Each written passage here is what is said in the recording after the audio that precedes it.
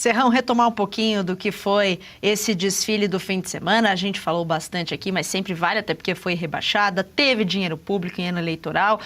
Não sei se o objetivo da escola, de fato, era ganhar e não ser rebaixada. A gente viu que o objetivo, pelo jeito, foi outro, né, Serrão? Só do samba enredo, número 13 sendo dito ali, enfim, entre outras coisas, é com você. O problema da Acadêmicos de Niterói é que ela cometeu um estelionato carnavalesco. Pegar o presidente Lula como enredo, ok, seria até algo aceitável. Utilizar dinheiro público para promover o Lula, aí já fica questionável do ponto de vista moral e legal.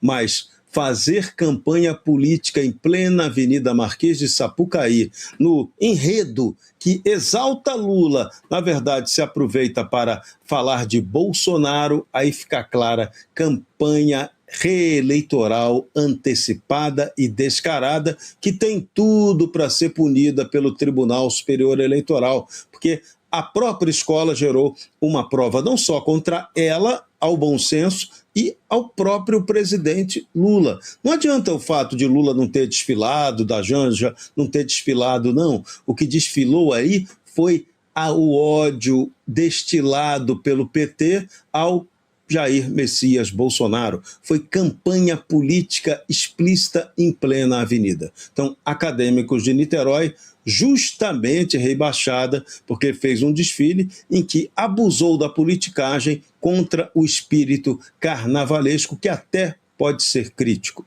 E, curioso desse desfile do Rio de Janeiro, Niterói foi rebaixada e Niterói saiu vencedora do Carnaval Carioca com a Unidos de Viradouro, que não fica mais no bairro do Viradouro. A sede dela agora é no bairro do Barreto, mas ela representa a cidade de Niterói. Então, Niterói ganhou, Niterói perdeu. Doutora Kátia, pois é, agora resta saber se vai ter alguma movimentação dos tribunais, né? Porque, ok, foi rebaixado, mas será que mais alguém vai ser rebaixado, doutora Kátia? Porque, assim, a regra é clara, né?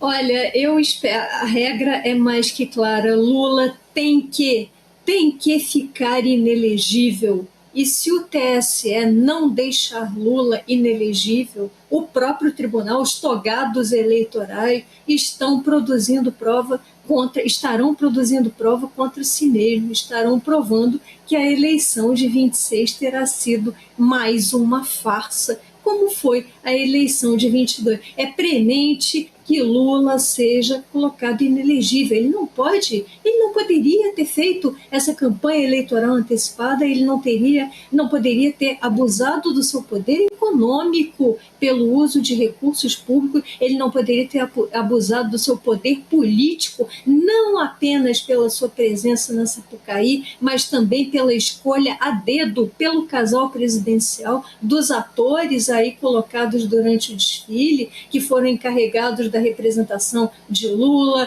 de Dilma Rousseff, do próprio Bolsonaro. Então, houve propaganda antecipada, houve abusos, e lembrando, se Bolsonaro foi colocado inelegível por uma mera reunião com embaixadores, se Bolsonaro foi colocado inelegível por festejos do 7 de setembro, a nossa data nacional, com muito mais razão, Lula tem que ficar inelegível, porque se ele não ficar, o TSE vai atestar e assinar embaixo que usa efetivamente 2 pesos e 2 medidas, ou seja, que a gente já não vive mais faz tempo num sistema de justiça, mas apenas numa maquiagem para chancelar o lulopetismo ad eternum, pelo menos pelas próximas décadas, e aí vai ser uma tragédia nacional.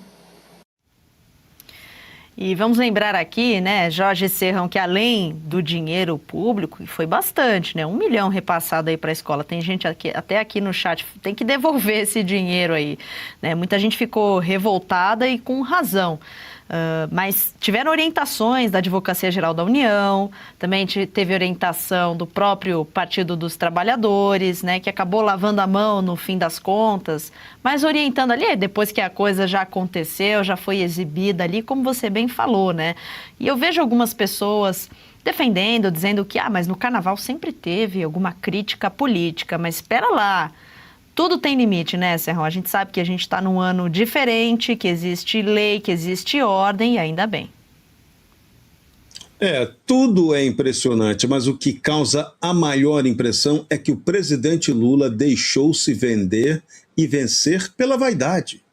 Essa homenagem à escola, a ele, ok, natural, poderia fazer, mas Lula deveria fazer o quê? Agradecer. Obrigado pela homenagem e ficasse quieto. Não apareceria na Marquês de Sapucaí, não permitiria que dinheiro público fosse usado nessa operação.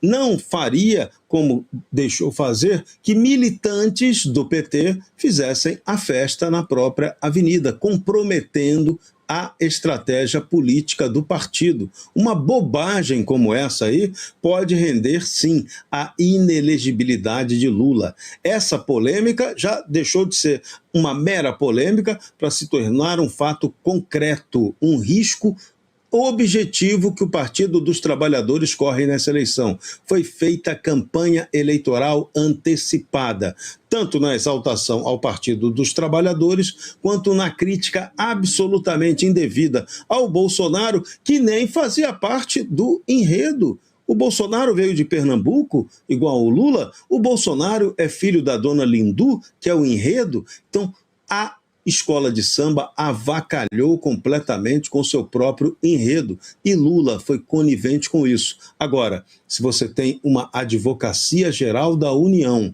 e um Partido dos Trabalhadores que permitem que isso tivesse acontecido, nem o advogado-geral da União, nem o presidente do PT, nenhum pode disputar a eleição e o outro não tem nem o direito de ter uma vaga no Supremo Tribunal Federal. É para todo mundo ser rebaixado no final das contas. E Lula receber o rebaixamento do voto na eleição desse ano. Doutora Kátia, é importante também ressaltar, enfim, tem muita gente aqui no chat comemorando, dizendo que a decadência precede a queda, enfim, comemorando essa queda da escola, como eu falei, revoltados, porque é dinheiro público, né, não é qualquer dinheiro, e também a figura de alguém que tem um histórico aí de corrupção, mensalão, petrolão, enfim, da samba, todo esse caldo, doutora Kátia, e também é importante, né, teve o uso ali do camarote de Eduardo Paes, tudo bem emparelhado nesse fim de semana de carnaval.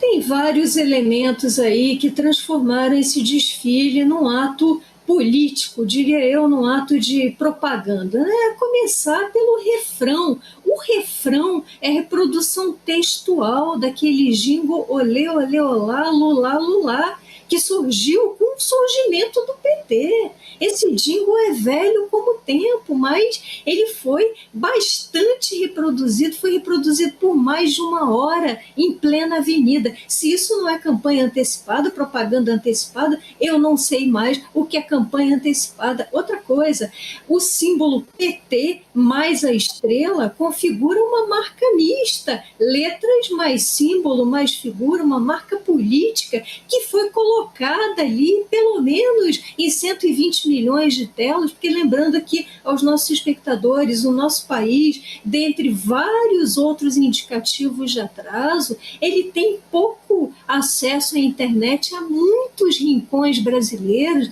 onde a internet não chega. Em compensação, o sinal via Anatel da emissora que tem a exclusividade dos direitos de transmissão dos desfiles da escola no Rio, esse sinal chega aos rincões mais distantes. Então, essa marca da sigla ficou ali colocada goela abaixo do espectador por mais de 1 hora e o jingle lá soando. Outra coisa, a imagem de Lula apresentada numa estátua, numa representação gigantesca logo ao final do desfile. Ora, que culto à personalidade, dá inveja a grandes déspotas da história, como Mao Tse-tung, Hitler, Stalin, Fidel Castro e outros. Então, nada disso foi inocente. O faz o L, o símbolo do faz o L, repercutido, reverberado por diversos integrantes da escola, inclusive por mestres de bateria, músicos, outros participantes de aula. O faz o L, um símbolo, foi um símbolo símbolo maior